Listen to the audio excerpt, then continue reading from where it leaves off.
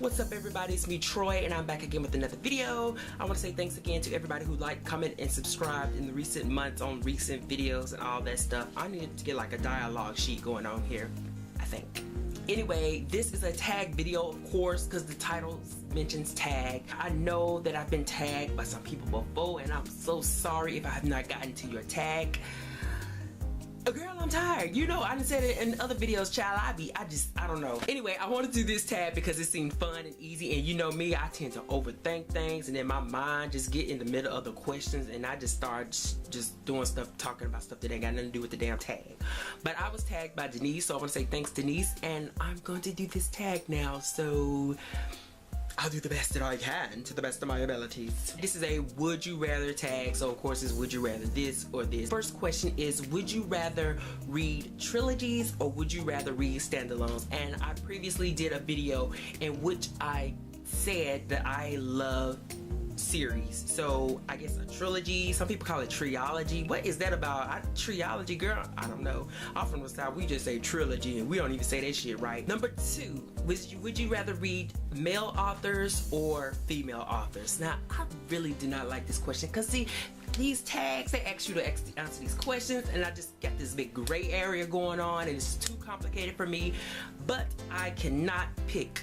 I read a combination of both male and female authors. I think I mostly pick female authors because of course female authors are generally or usually writing female protagonists, and as everybody know, I love female protagonists for a number of different reasons. One being that it answers the woman inside of me, I guess, as long as she got a gun. I will say that there are some male authors who write female protagonists better than female authors, and some female authors who write male protagonists better than male authors. So I really cannot choose, but I would say as it goes in accordance with the kind of protagonist that I really like to read about, it would probably be a female author. And I really feel bad for saying that because that's just too constraining for me. Number three, shop at Barnes & Nobles or on Amazon.com, and I do both of them though. Both of those are my favorite places to shop. So really, I love Amazon because of the prices or whatever and the convenience of just clicking and ordering the books and having those things just shipped to your house. You know, that's good, that's all cool right here. But what I love about Barnes & Nobles is I love on those days when I don't have anything to do, I'll get my laptop, I'll get my book bag, and I'll try to look fresh and cute and go to the little bookstore and get me a little, what do I get? I get the strawberry creme grande, give me my little strawberry drink or whatever, and just sit down and, you know, pretend like I'm doing something with my little computer and stuff. I like to act cute like that, but you know, child, don't nobody be trying to talk to me. But you know, it's about being out and it's about staying in, so I would say I would much prefer to go to Barnes & Nobles just to be out and be kind of on the book scene, I guess you can say. The fourth question is, all books become movies or all books become TV shows?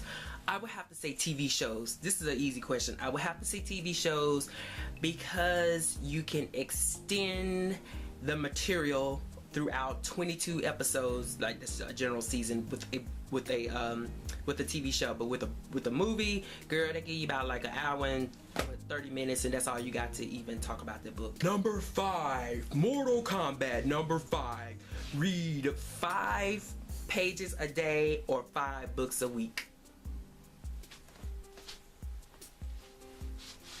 Come on now, 5 books a week, of course. What the hell, what are you gonna do with 5 pages a day? Who the hell reads 5 pages a day unless they don't read books at all, I guess, I don't know. Number 6, I don't have a 6 here. Number 6, would you rather be a professional book reviewer or an author? And of course, I would rather be an author. That's what I think all of us aspire to be at some point. So yes, I don't think I can be a professional reviewer because I just write books based off how I feel toward the end of the book. Like, number 7, only read your top 20 books over and over again or read new books. Of course, new books. I'm not good at rereading books, so of course new books. That's the thing that I love.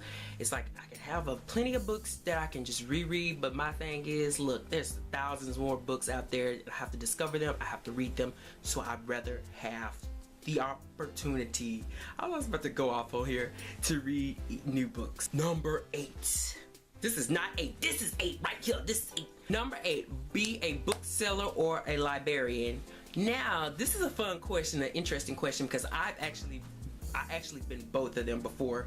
When I was, my first job was, it was like, I was 14. It was like right between high school and middle school. I was actually using that summer to volunteer at the local public library, and I was volunteering in the children's section. So that meant I got to not only work around books and kids, but I also got to work around crafts and doing different artistic things within the library when they have their events. So I really enjoyed that. I got to do that, so that was great. And I also worked as a bookseller. I worked at actually 2 big chain bookstores. One of them is no longer in existence, so to speak.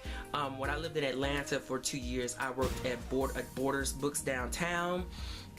And you know, for the most part, I really did enjoy doing that.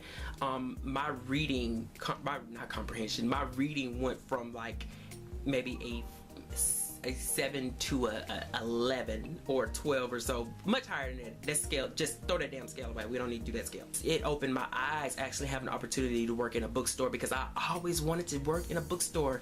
And it just so happened when I moved out of state and I moved over there, it's like that 2nd or 3rd week that I had moved to Atlanta, I had got that job.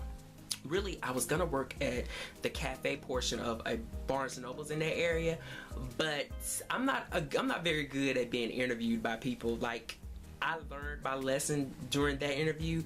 Do not tell the truth. The hiring manager or whatever asks you a question about how do you feel about management and your career involved with this company, don't tell them the truth. Just lie and say, look, I want to stay here for the rest of my life, and you will have no troubles out of me. But I'm sidetracked. The thing is that I had that interview, and it taught me what I needed to know when the interview with Borders actually happened. So I did the complete opposite and got the job at Borders, and I worked there for 2 years, and then I finally moved back home, because that's a whole nother video.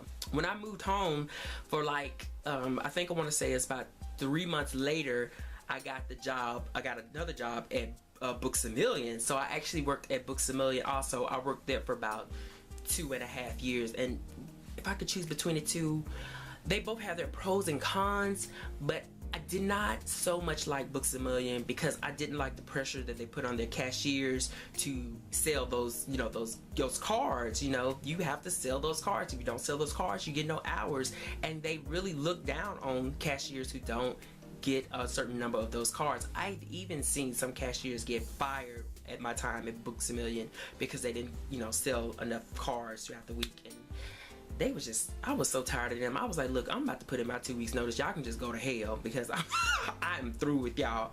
But I was a good worker, so they was like, can you stay and at least transfer to being like somebody who works on the receiving end of the store? And that's what I got to do. I did that for about another 1.5 years, and I was done with them after that. So long story short, I much prefer being a librarian.